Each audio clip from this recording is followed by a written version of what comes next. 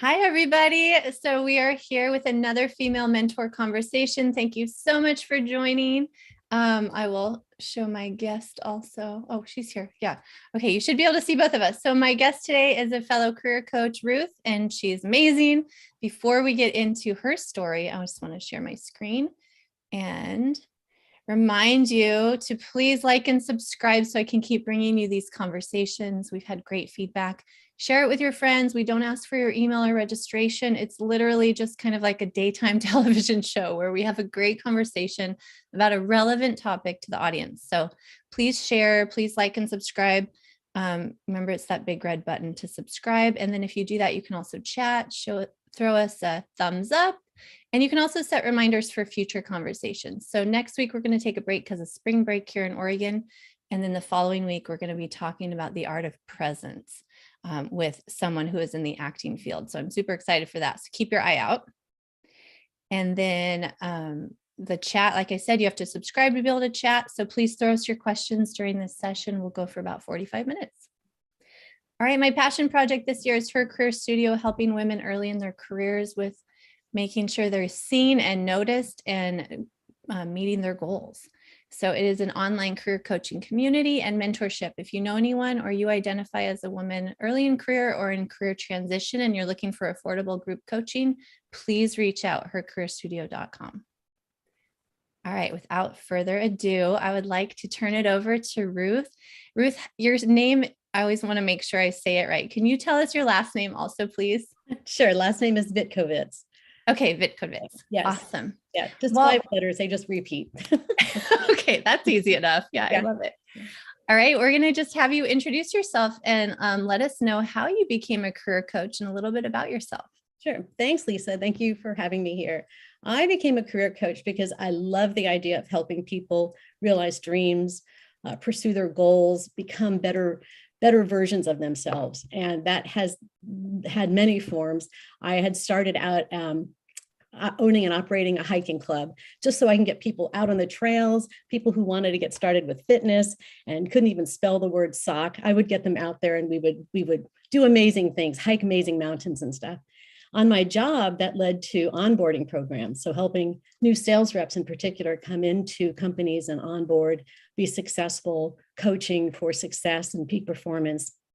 And then there was a point in my career where it seemed like it would be a lot of fun to do this on my own. So I started my own career coaching practice to be able to continue helping people become great versions of themselves. I love that. Okay, I did not realize we had this background in physical fitness and outdoors in common. That's so fabulous. Yeah. So love that. We're going to have to go for a hike soon sometime. Yes, please. I'm going to come visit you. I love it. Okay, today's topic, I'm so thrilled that we have this topic because it's so relevant with so many interviews going on and people looking to switch careers or change jobs, maybe tell a new career story about themselves.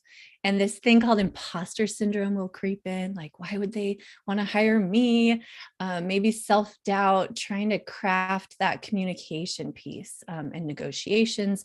So how we present in a confident manner, but not cocky. Right. I'm sure you had this along the way. I'm going to totally stereotype with the people that you worked with, but working with sales professionals, there's a fine balance, right? Especially those that are really good. They come across very charismatic and confident, but they don't leave us with a sour taste in our mouth. So my goal today is to have you tell your story about how you help people with really bringing out a confidence in their communication. So why don't we start with what you're looking to get out of today for everyone listening, and maybe a little bit about how you define confidence or how that comes across.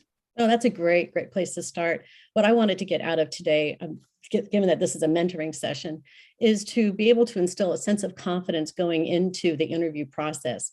For many, it is daunting. And it's one area of my practice that I spend a great deal of time is helping people overcome some of those barriers and perceptions of what interviewing is about. I think at its core, it is being very confident in who you are and your story. And I say to people, you are the content. There's no research needed. You are the person who owns all the answers. You are the answer. The challenge is really structuring the content in a way that is engaging to the person who is listening to you. And to be engaging means to be authentic. It means to be natural. It means to laugh, have a little bit of fun with this. It means to ask the other person questions during the interview.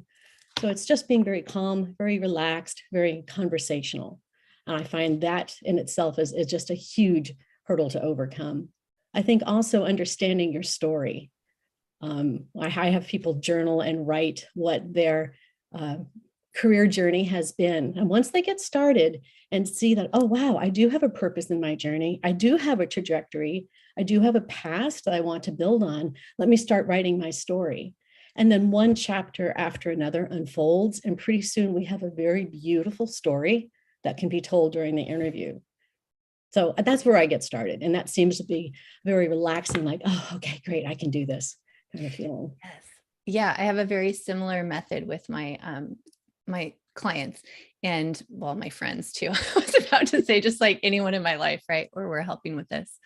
And for ourselves, you mentioned a couple of things. One is getting clarity. So having like being really clear on what is your intention for that conversation or that interview.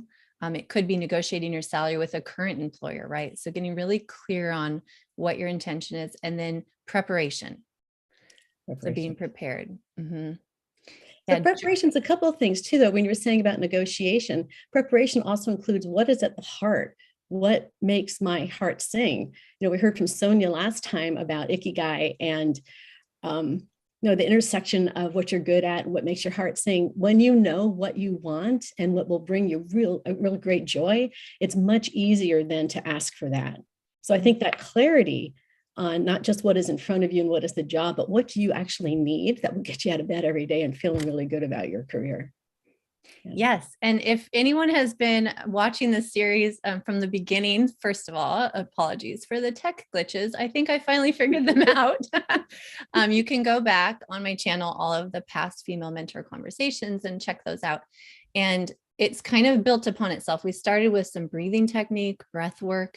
This is how do you get your body calm so that you can get in the right headspace. And we talked about mindset and what Ruth just referred to as ikigai, which is that Japanese concept of finding your purpose, especially when it comes to your career. How can you do that? Getting that clarity. And now, and then even showing up as nice girls at work. We talked about that with Jessica. And now we're going to talk about some tools and tips. I'm really excited today. Ruth has some great advice for the audience about how do you come across confident when you're speaking, and how can you prepare the best for those conversations, and in particular interview, right? Because we're career coaches and we help people mostly with their job search, although we also help people beyond that. But this is such a big piece of your career, is when you're in transition or you're applying for a new job. So Ruth, do you want to just keep going, keep talking about your advice? Go for it. Sure. Related to the clarity piece is certainly knowing what you want in your job and being able to ask for that and what's coming up and where you find that joy. When we talk about being focused and gaining that clarity, I find that when we practice and do the mock interviews and we're recording, that there can be quite a few tangents. And sometimes a tangent is okay if it adds a little color and commentary to the story, but generally not so much are they beneficial. So when speaking and answering a question from an interviewer, answer the question and answer it in a very focused, very calm way, very conversationally. Avoid tangents. When you go off on a tangent, it appears you're not quite sure what you're talking about and you're talking to fill time. Looks like you're interrupting yourself. It's not a good look. So I suggest stay very focused on the topic, know what the question was, and prepared with the answer to that question, and stay with that. Let the interviewer ask you the next question about maybe where you wanted to go on that tangent, but you will have a chance to talk about the things you want to talk about. So I think that's the first one, is avoid those tangents, avoid interrupting yourself. It takes away from that look of confidence. Absolutely. So there's this thing I refer to as the squirrel, right? It's like squirrel. Yes. Yeah. Oh, and it pops into our brain. And some people that are very conversational, and maybe the interviewer makes them feel really comfortable, right? We love those moments where we feel super connected and comfortable in an interview, but keep it focused, to your point. Yeah. Don't let yourself have those squirrel moments, and approaching it like, this is so bad because we're empowering women, but I'm still going to do it. We all have the mom, the grandma, maybe it's an uncle. It could be a male version of this story. I've got females in my world that tend to have a lot of tangents when they tell stories. And a lot of my siblings and cousins would be like, Mom or Grandma, what was the point?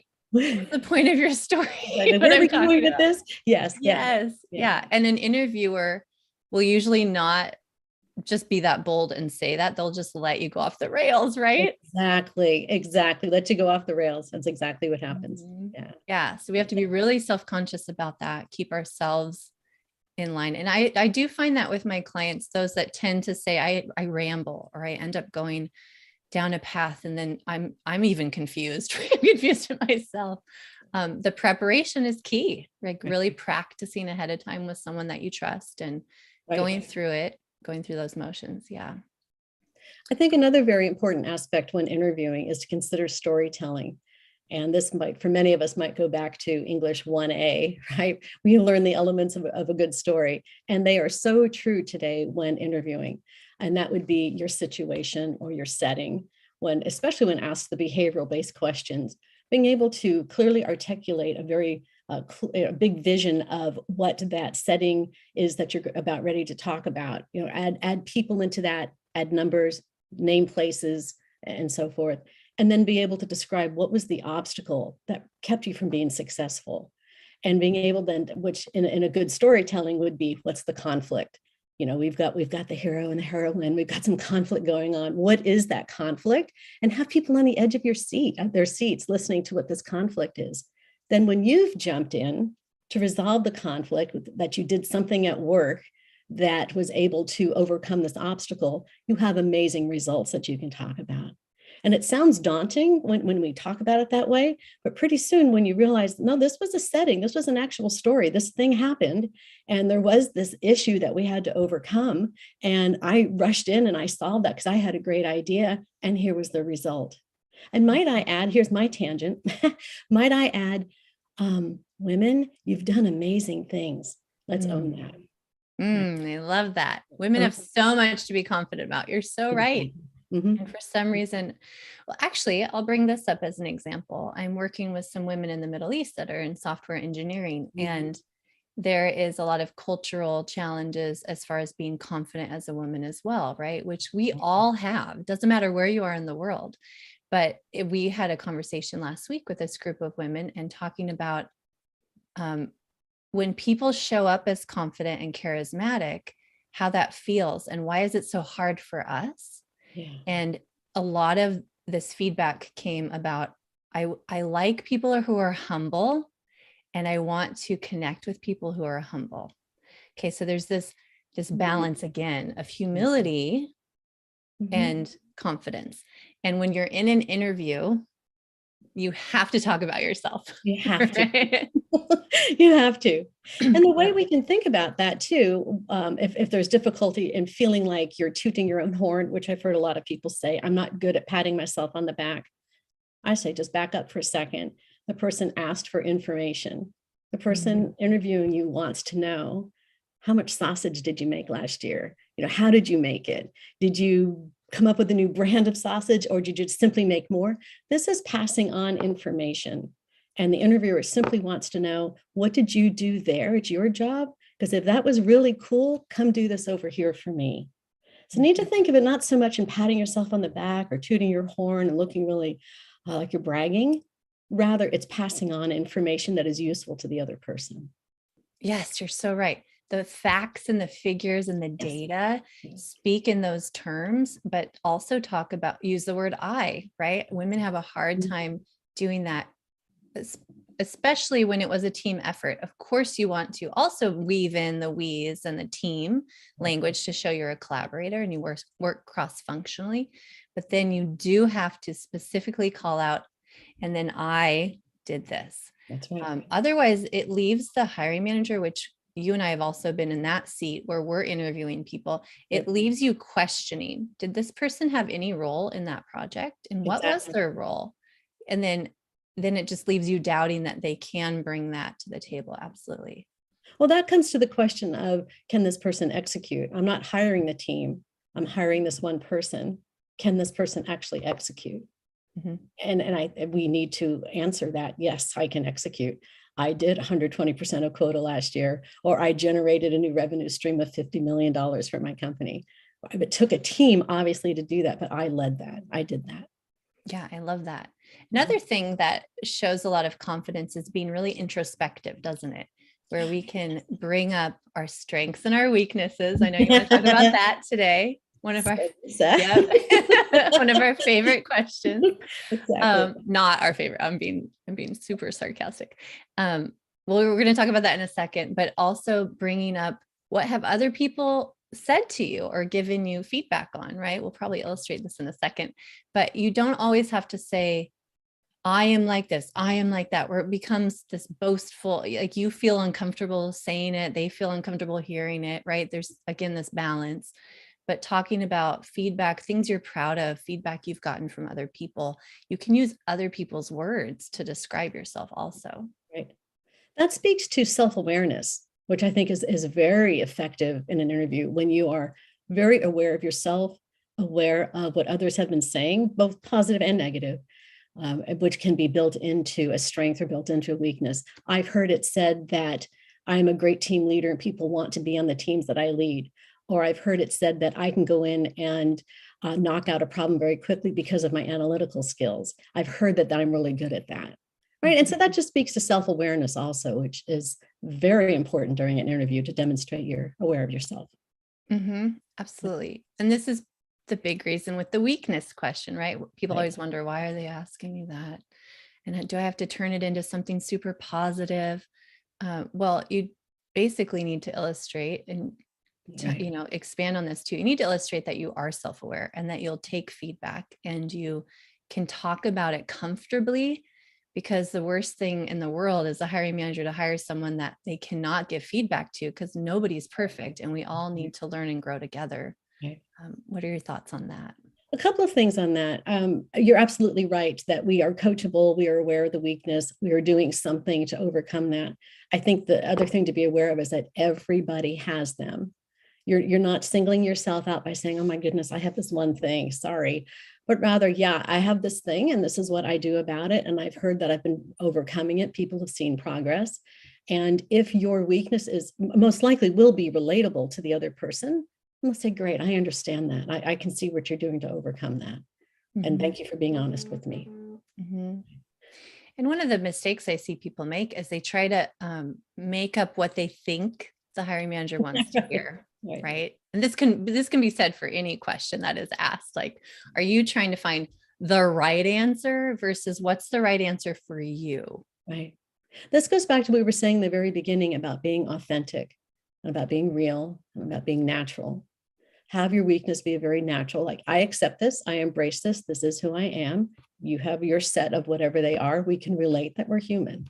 This is what I have, and we're not dwelling on it. We're going to move on. Yep. I've also noticed, I have to say, I hate generalizing because that's a generalization in itself. But for women, when when I was in coaching and I asked the strength and the weakness, for women, we got a little bit of a strength here, and we've got all these weaknesses over here. I just urge all of you to consider that everybody has a strength, everybody has a weakness, and they're equal, because it just demonstrates how self-aware you are a complete human, and you are relatable. So I would encourage you to really step up what you believe your strengths are and communicate them in a very authentic, confident, respectful manner. I love it. All right. Are there any other tips or examples you would like to bring up at this point? And before you do that, sorry, I do want to make a note. I don't see anyone dropping any questions in the chat, and I know we're not answering all your questions. There's just no way. So please, if you have a question, drop it in the chat. I'll keep my eye. That's when I look down. I'm looking at my phone for questions. So we would be happy to address anything specific you have or any stories you want to share with us. We'd love that.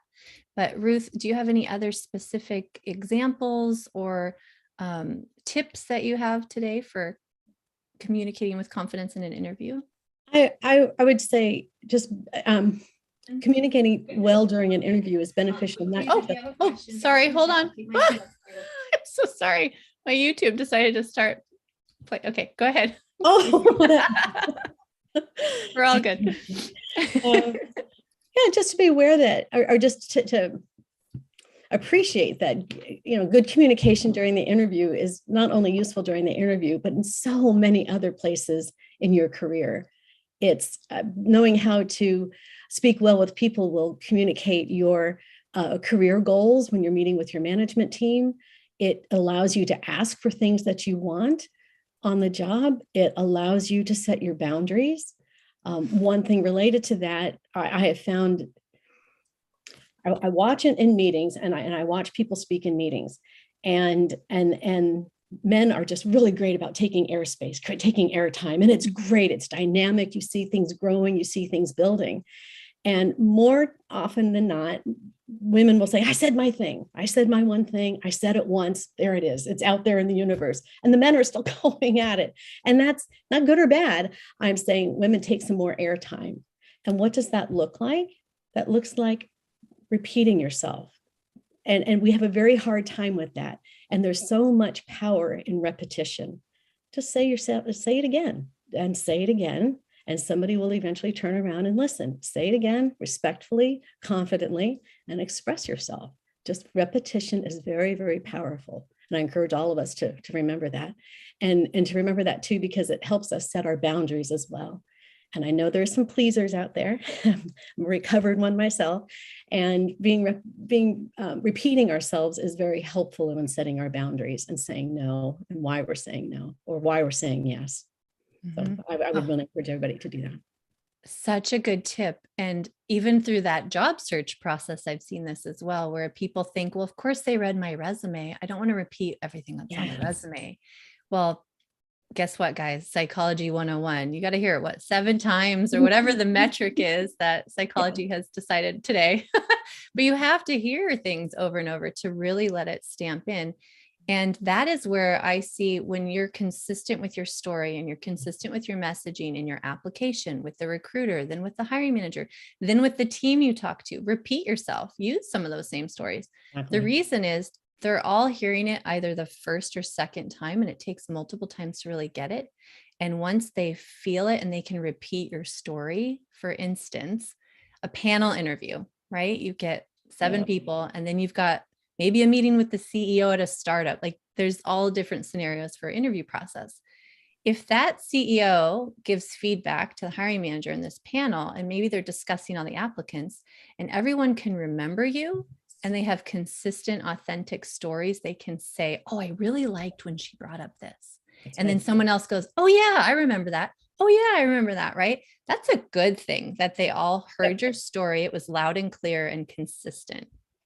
So what you're speaking about is differentiation. You set yourself apart, differentiate yourself from other candidates through your ability to speak well and engaging and in a natural way. Mm-hmm. Yep. Mm-hmm. And repeating yourself. As I just did, I'll say it 1,000 times. Yes. I love that. So I have a question for you, Lisa. Okay, go for it. Here we go. What is your strength? I love it. You did warn me. I'll give everyone a heads up. She warned me. And of course, I haven't sat and rehearsed. But let me tell you this. I was thinking about what would be most relevant for this audience. And when it comes to coaching, one thing that I realized early on was that I had this natural ability, because for whatever reason, I'm one of those people that really cares about other people and seeing them blossom into their own, right? And so early on, I was told by my peers, wow, you really care. I even had a fellow executive that turned to me, and I'm not going to go into the weeds about why that was so impactful in that moment, but she was like, wow, you're actually a leader who cares about her staff, because we were having other issues going on. And then as I went to do this career change myself into coaching full time, I leaned into that really heavy. And I thought, you know what? That's true. I actually care. Like, I want people to have help when they can get help. Mm-hmm. And it's not, when you find that purpose, when it's not about the money, and you end up finding that you're volunteering your time too much, and now there's a different boundary issue, then leaning into that and really embracing it I've found that now that feedback continues and it's very consistent. So I think my biggest strength as a coach is that I'm a coach who cares, Mhm. and one that will really spend that time and that heartfelt energy with my clients and holding their space. Right. I've seen you do that. That is spot on. I've seen you do that. We're amazing. Oh, Ruth, you too. Oh, thanks, Ruth. Can I ask you? My strength is Yeah. very similar to yours. I think it's one of empathy, hanging in there and really listening and caring to ask the questions and making the connections to things that perhaps the person can't see, like looking a little bit beyond the person, going a little bit deep and say, oh, it sounds like what you just said was this. Let me bring in more elements to that. I've had some comments from clients that come back and say that I'm clearly not into this for as a living, but truly care about the person, and it's not so much the deliverables that I offer that are matter to them, but rather that my success is defined by their success. And I think it's just having that empathy and pulling it in and really wanting them to be successful. Yes, Yeah. I definitely see that with you as well. And isn't it such a joy when we're able to just filter for the client, right? You produce a resume and they go, oh, that is me. Right? Right. Exactly. Oh, I did do that. Or you talk about their story and they start going, oh my gosh, that's right. I did do that. Oh, and this is why I love that. And oh, yeah, it's that discovery moment, right? These discoveries, which having someone in your life, whether it's a paid coach or not, but finding that mentor and someone that can reflect back for you and again, hold that space for you. So Right. powerful. I always like to mention that on these calls. Of course, that's what we do for a living, but it's also just something we completely lean into and embrace. And so the people listening, I know they're here for that reason because they're looking for that mentorship and that guidance. Right. So keep it up, everybody. I think another thing too, when we talk about the empathy and the listening and the caring, it also manifests itself when we're going through the job offer process, when we're analyzing job offers and preparing counter offers. When I can remember what a client has said very early on, like week 1 of an 8-week engagement, what the values were, what was important to them. So now we're analyzing an offer. Like, is this an offer that's going to set well for your life? You said earlier these things were important to you.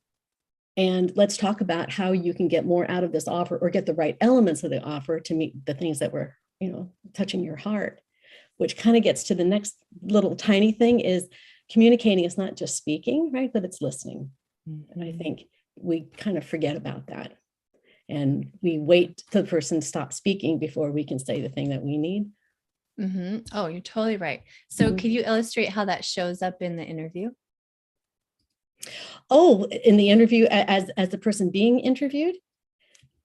Absolutely. When I'm being interviewed, I am listening to the types of questions they are asking me.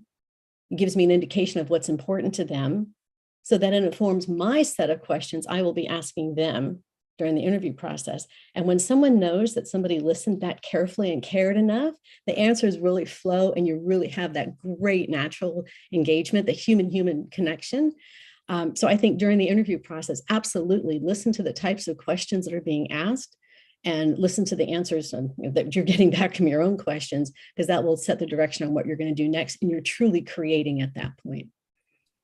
Yes, absolutely. People get so much in their head, right, during the interview where they think, what are they going to say next? Or, oh, I didn't do that well. And they're analyzing the response they just had instead of actually listening. Right. And on Zoom, there can be all sorts of distractions and things if it's a virtual interview. I think that another way it shows up is everyone's listening style is different, just like everyone's communication style and learning style is different. And so if you're the type of person, for instance, that needs to take some notes so they really understand the question, or it's more of a technical interview, then my suggestion is always just be upfront and say, oh, the way I listen best is I just need to jot down some notes. So that's what I'm going to be doing over here. If you don't mind, I'll, just letting you know. Right. And now all of a sudden you're introspective, even from letting them know how you learn and how you work best, instead of just sitting there thinking, I shouldn't move. I need to be stoic. I need to just listen with my eyes. Like, right. There's no one way to do it the best. The best way is what's best for you. Would you agree with that? I do. And what you're saying in this too, what I'm hearing you say is that the days of being interrogated as a form of interview are long gone. It's just about equal footing. So you'll be getting questions from the company. Are you going to be a great employee for the company? As well, you should be asking the company, are you a good fit for me too? And so the days of that interrogation are gone. And I think that's good news because it gives you a little bit more control in the interview. And when you do proper preparation and you're responding to the questions and you're asking your own questions, things just roll. It's really a thing of beauty. Yeah. Interrogations are gone. They should be gone. Yeah. Well, yes, that's a big red flag. Exactly. Yeah. Yeah, you're totally right. People, every time someone I'm working with has a really good interview, it's so natural. And that's their quick feedback. Oh, wow, that was great. Maybe I was a little nervous, but I really felt like it was a conversation. Yes. Yeah, that's great. I'm looking at some of your excuse me, some of your tips too about some really tangible things we can give people to practice and be aware of. Sure. For instance, the power of the pause. Power of the pause, pacing yourself. Power of the pause. So I was practicing with a client recently who just kept talking, just talking. And as a listener, I'd lost. I was 4 or 5 sentences back, and this person had moved on considerably. And the pause is so effective. Allow your listener to catch up with what you're saying. And you might feel the pause is really, really long, but to the listener, it's like, oh, thank goodness, I have a chance to think a little bit. And pauses are also wildly effective in eliminating the non-word interruptions like, eliminating those or substituting them with a pause is also very effective. So I suggest really mastering that pause, using it effectively, and using it to replace those non-words that we fill our sentences with.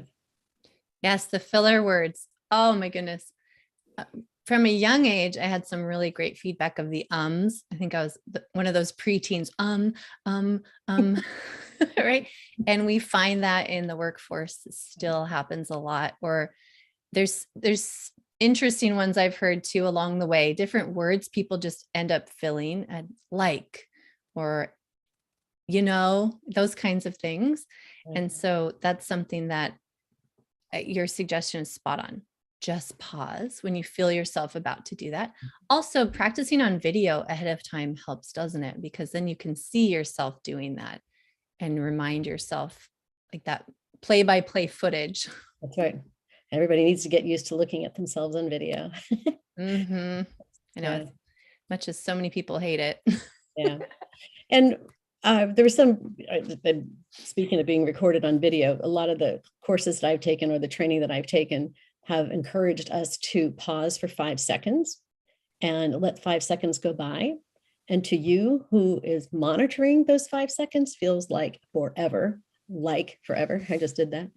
But to the person listening, it's a much welcome and much needed break. So your point is good. Get into Zoom, set recording on, and just start speaking and practice a pause, practice a 5-second pause, and see how it looks. It's stunning. Let's do it right now. 5-second pause. All right, you got a timer? Oh, yes. I'll Okay, count. here. Want to go? How about? Yep. Okay, right now.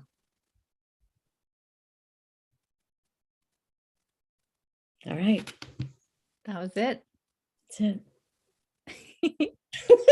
That was good, especially as the host. It does feel uncomfortable, but nobody minded. I mean, drop us a chat note if that was awkward or not. I'd be curious to hear. But I think it's useful when asking a question, and in this, getting back to confidence, it's such an amazing look. Ask a question and then just sit and look at the person in the eye and wait. Yep. Let there be silence. Yeah. Yeah. And give them space to even process what you've said. So I have had interviews over the years of people I was interviewing. So as the hiring manager, where they just tripped themselves up. And there were so many great opportunities. It was like, oh, I want to grab that and ask more about that. Or, oh, there was something there. But because I was never given that space, our time ran out.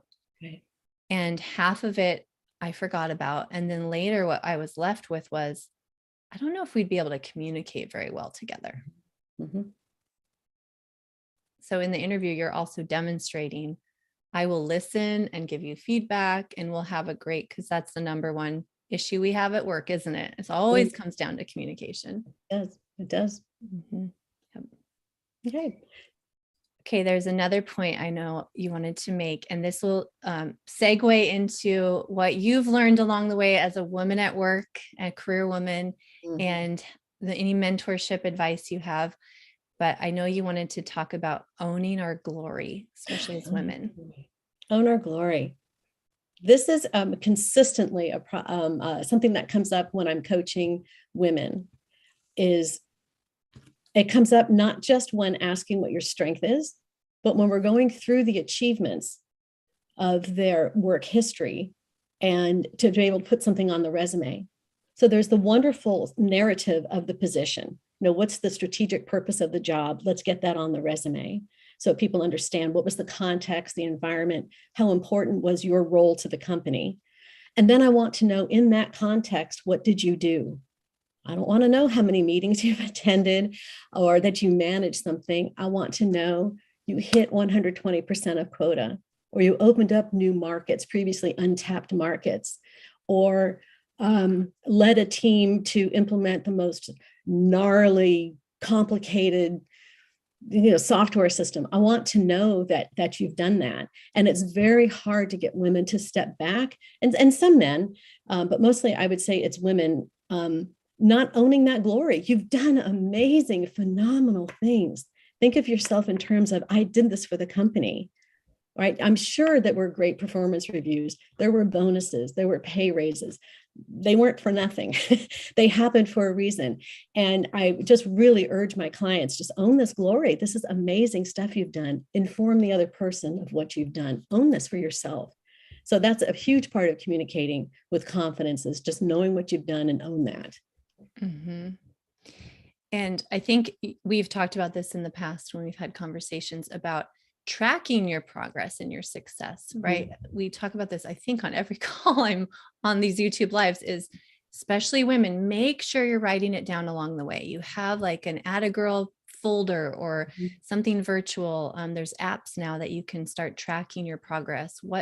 Make a copy of that feedback form that you got, right? Make sure you're looking at periodically, is it weekly, monthly, quarterly, some time period that makes sense. Put it in your calendar and make sure you go back and you think about, what did you achieve? What feedback did you get? What were those big high five moments? Right.